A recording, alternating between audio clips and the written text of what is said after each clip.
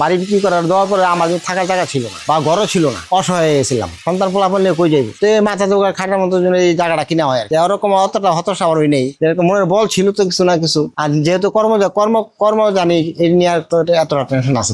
টাকা ধার নিয়ে করার পরে আস্তে আস্তে ব্যাংকের সাথে লোন নেওয়া তো আস্তে আস্তে আমি 7টা কিস্তি উঠাই 3 বছর পর 21 বছরের মধ্যে আমি এই অবস্থায় আছি। প্রথম ওই বাড়িটা করার পরে এটা কিনছি 80 লাখ টাকা দিয়া, এই জায়গাটা 80 লাখ টাকা কিনছি।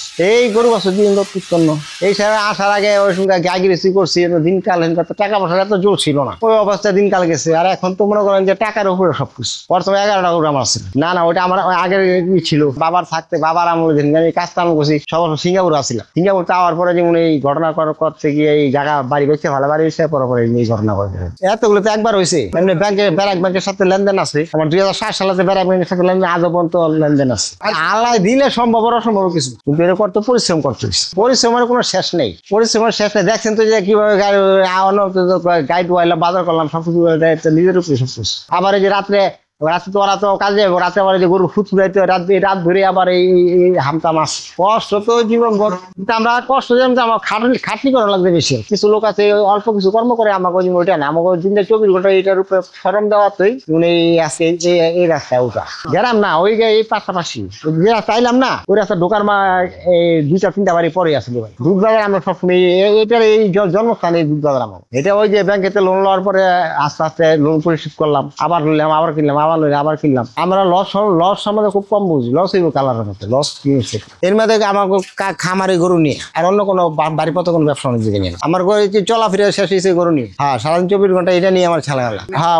ওই জিনিসটা একটা জিনিস কোনো ঘটনা ঘটলে ওই ডাক দিলে উঠে আইতে হইতো, দেখতে হইতো কোনো একটা। আর যে একটা ঘটনা এরকম এই অবস্থায় হইতো, অ্যাক্সিডেন্ট হইতো, বুঝতে পারছি। হ্যাঁ, আমার একটা জিনিসের অবস্থা আছে যে কোনো একটা জিনিস ডাক দিলে বা একটা উড়ি পারাপারি করলে বুঝতে পারতাম যে একটা কিছু হয়েছে। আমি সর্বক্ষণ এই টেস্ট নিয়ে না ওই লাইনে গিয়ে আমাকে আবার পড়তা পড়ে না। এই যে মোটা তাজা করাটা বানি খাবার খাওয়ায় পাইলা বেচছে কিনা, সে একটা ব্যবসা ওটা সমস্যা শুধু খায়। আর এককালীন টেকা বা নিউন এটা যাওয়ার অ্যাক্সিডেন্ট আছে, মরে সপ্তাহ বা হাইতে বেঁচে থাকে না। যে একটা মরে গেলে দেখা যায় শেষমেশ বেচছে কিনা হিসাব করতে গিয়া ওই মালিকের খাবারের টাকা দিয়ে গিয়া বেশি একটা মুনাফা হয় না। আর এই কিন্তু কম বেশি ওরা দেয়, ওরা দিতে আছে, খাইতে আছে, লইতে আছে, এতে যাওয়া করা যায়। দুধের ব্যবসা আমাকে ওইটা ওই পাকিস্তানি দাদারা মতো শুরু। এই হেসুনকা তারা এই যে এত জিনিস, এই যে অনেকে হেসুনকা তো অল্প খাইতো আর গাছ গৃহস্থী করতো, হেসুনকা তো টাকা পয়সা তো ছিল না। এখন তো এই যে মনে করেন যে যেরম বেচা হেরম খাওয়া। দুধের ব্যবসা পাইলে যে ওই যা খায় এতে খাইয়ে কিছু থাকে। আজকাল এই বিকালে 48টা মতো দোয়াইলাম, 2বার দোয়াই, সকালে একবার বিকালে একবার।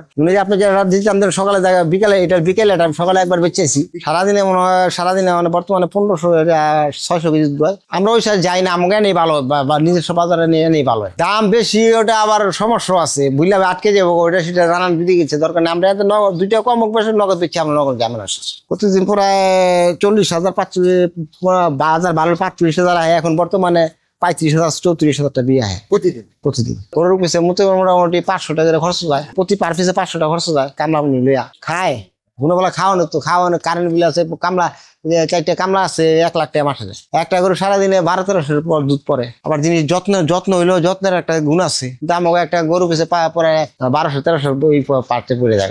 গরু আমাকে বর্তমানে সবচেয়ে উন্নত মানের খাওয়ানো। চালের খুদ আছে, গমের খুদ আছে, গমের ভুট্টার ফাঁকি আছে, ফিট আছে, 2-3 পদের গমের ডাইলের ভুসি আছে, আর একটা সোয়াবিনের হাজ আছে, 4-5 পদ 11 পদ তো খাওয়া নেই খালি শুধু।